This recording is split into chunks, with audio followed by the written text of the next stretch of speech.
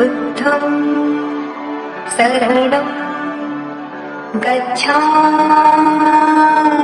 बुद्ध से धर्म की दीक्षा लेने के बाद श्री मां, जो कि उस समय के मगध साम्राज्य की राजधानी राजगृह की नगर वधू थी, उसने अपना गणिका का काम छोड़कर बुद्ध की उपासिका बनने का निश्चय किया।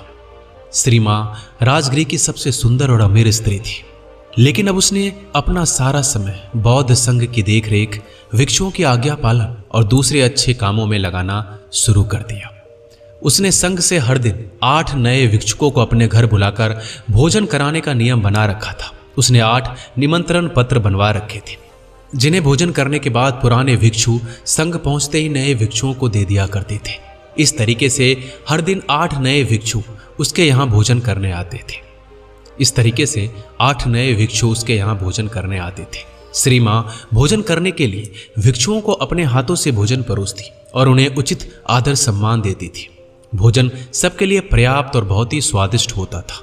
एक दिन की बात है, 8 में से एक भिक्षु, जो कि उस दिन श्री मां के घर से भोजन ग्रहण करके लौटे थे, आश्रम में आने के बाद बड़े ही उतावला और प्रसन्न प्रतीत हो रहे थे। तो आश्रम के कुछ अन्य भिक्षुओं ने उस भिक्षु से श्री मां के घर के भोजन के बारे में पूछा।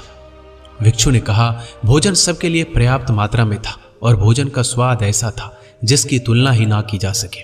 इससे स्वादिष्ट भोजन मैंने आज से पहले कभी नहीं खाया था। लेकिन वहां की सबसे महत्वपूर्ण और ना भूलने वाली चीज थी उस घर के मालकिन की सुंदरता। श्री मां एक अद्वितीय सुंदरी है, उसकी सुंदरता का कोई तुलना नहीं है। वह एक बहुत ही आकर्षक और सौम्य स्त्री है जो किसी का भी मन मोह ले। यह सारी बातें वहां खड़ा एक जवान भिक्षु भी सुन रहा था। उस जवान भिक्षु के अंदर श्री मां के प्रति आसक्ति पैदा होने लगी। उसने सोचा, जब इस भिक्षु की बातों में इतनी सुंदर लग रही है तो असल में कितनी सुंदर होगी। उसके मन में श्री मां की सुंदरता की अलग अलग तस्वीरें उभरने लगी। वह स्त्री के प्रेम में पड़ चुका था जिससे वो अभी तक नहीं मिला था। उसने पता लगाना शुरू कर दिया कि श्री मां के घर के भोजन के लिए कैसे जाया जा सकता है। बहुत प्रयास करने के बाद उसने एक भिक्षु से अगले ही दिन निमंत्रण प्राप्त कर लिया, क्योंकि अब वो श्री मां के लिए एक दिन भी इंतजार नहीं कर सकता था। वह उस रात ठीक से सो भी नहीं सका, क्योंकि पूरी रात श्री मां के बारे में सोचता रहा। लेकिन उसी दिन श्री मां अचानक बहुत ही बीमार पड़ गई। वो अपने सारे गहने और सजावट की वस्तुएं उतार कर बिस्तर पर सोने चली गई। इसलिए जब वो प्रेमी युवा भिक्षु श्री मां के घर पहुंचा तो नौकरों ने उसका स्वागत किया और उससे भोजन परोसा। यह देखकर उस भिक्षु को बहुत क्रोध आया और अंदर ही अंदर बहुत दुखी हुआ।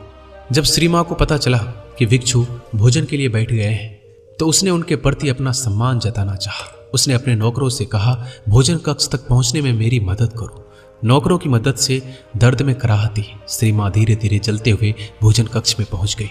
वह पसीने से लथपथ थी और उसका पूरा शरीर बुखार से कांप रहा था। वह हाथ जोड़कर घुटनों के बल भिक्षुओं के सामने जाकर बैठ गई। उसे देखकर उस युवा भिक्षु ने मन ही मन कहा, इतनी बीमार होने के बाद ये कितनी सुंदर और आकर्षक है। सोचो, अगर ये बीमार ना होती और सारा श्रृंगार करके आती तो कितनी सुंदर लगती। अपनी वासना से वशीभूत होकर उस बौद्ध भिक्षु ने बिना एक भी कौर खाए अपनी भिक्षा पात्र को बंद कर दिया। भोजन समाप्त होने के बाद अपने भिक्षा पात्र को हाथ में लेकर झूमता हुआ आश्रम वापस जाता है। आश्रम पहुंचकर वह भिक्षा पात्र को नहीं खोलता है और उसे कोने पर रखकर अपने बिस्तर पर लेट जाता है। उसके दिमाग में पूरे समय सिर्फ श्री मां का वो खूबसूरत चेहरा ही घूम रहा था जो उसने भोजन कक्ष में देखा था। वह उसके बारे में जितना सोचता वो उसके लिए उतनी ही सुंदर होती जा रही थी। उसके कुछ मित्र भिक्षुओं ने उसे भोजन कराने का प्रयास किया, लेकिन वो सभी असफल रहे। भयानक बुखार की वजह से उसी रात श्री मां की मृत्यु हो गई। जब मगध सम्राट बिंबिसार को श्री मां की मौत की खबर मिली तो उन्होंने बुद्ध को संदेश भेजा, ये तथागत आपके व्यक्तिगत चिकित्सा जीविका की बहन श्री मां अब इस दुनिया में नहीं रही।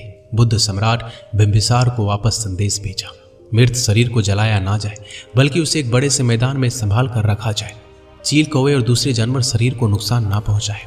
इसके लिए कुछ पहरेदार मृत शरीर के आसपास तैनात कर दी जाए। 3 दिनों में मृत शरीर सड़ चुका था। शरीर के फूलने की वजह से चमड़ी फट गई थी, उसमें से कीड़े निकलने लगे थे। आसपास का सारा वातावरण दुर्गंधमय हो गया था। बुद्ध के कहे अनुसार सम्राट बिंबिसार ने पूरे नगर में यह घोषणा करवा दी कि कल सुबह राजगृह के सभी युवाओं को श्री मां के शरीर का अंतिम दर्शन करने राज मैदान पर पहुंचना है, और जो भी व्यक्ति इस आदेश का पालन नहीं करेगा उस पर 8 सोने के सिक्के का जुर्माना लगाया जाएगा।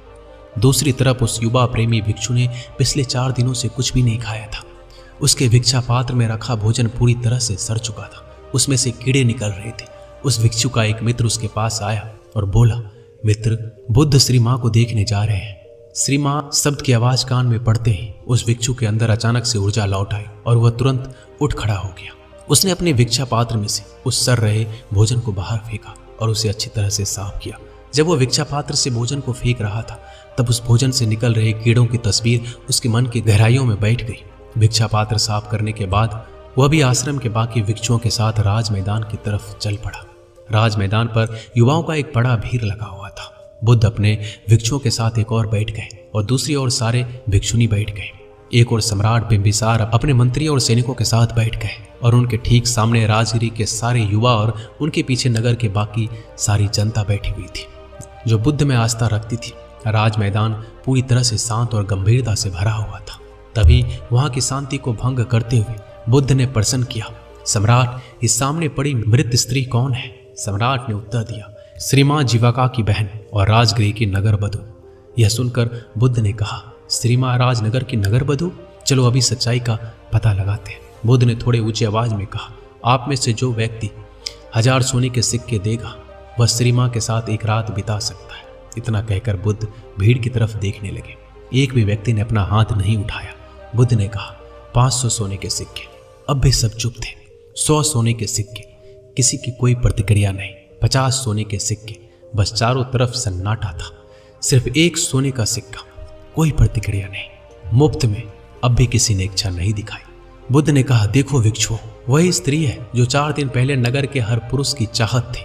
सब इसे अपनी इच्छा पूर्ति का साधन समझते थे। इसके साथ एक रात बिताने के लिए हजारों सोने के सिक्के देने को तैयार रहते थे। एक दूसरे को मरने मारने को तैयार रहते थे। लेकिन आज उसी नगर में उस स्त्री के शरीर को कोई मुफ्त में लेने को भी तैयार नहीं है। यही हर इंसान के शरीर के साथ होता है। हमारा ये शरीर अल्पकालिक है और नाशवान है। इसे केवल सुंदर गहनों, कपड़ों और सुगंधित इत्रों के द्वारा आकर्षक बनाया जाता है। लेकिन हमारा कोई भी प्रयास इसे बूढ़ा होने, बीमार होने और अंततः नष्ट होने से नहीं बचा सकता। केवल मूर्ख ही अपने आप को कल्पनाओं से जोड़ते हैं और जो मलिन है उसे सुंदर व आकर्षक मानते हैं। भीड़ में बैठे उस बीमार युवा प्रेमी भिक्षु ने बुद्ध की ये सारी बातें सुनी। बुद्ध की ये बातें उसके दिल को चोट कर गई। उसने सोचा, श्री मां जब जिंदा थी तो उसका शरीर कितना सुंदर और आकर्षक था, ठीक उस भोजन की भांति जो ताजा पकाकर उससे परोसा गया था। हालांकि समय के साथ उस कटोरे में रखा भोजन सड़ गया और पूरा भिक्षा पात्र कीड़े और मक्खियों से भर गया। इसी तरह एक बार जीवन ने श्री मां के शरीर को छोड़ दिया तो वह फूल गया, कीड़ों से भर गया। उसमें से तरल पदार्थ निकलने लगा और वह मक्खियों और दूसरे जीवों का आहार बन गया। अपने स्वयं के शरीर के बारे में विचार करने पर वह समझ गया कि वह अलग नहीं है। यहाँ तक कि इस दुनिया में कुछ भी उसके शरीर को बर्बाद होने से नहीं बचा सकता। इसलिए अपने शरीर और कल्पनाओं से लगाव रखना एक भ्रम मात्र है। इस नए ज्ञान के साथ वह अरहंत बन गया, यानी एक ऐसा मनुष्य जिसके अस्तित्व की अर्थार्थ प्रकृति का अंतर ज्ञान प्राप्त कर लिया और जिसे निर्वाण की प्राप्ति हो चुकी।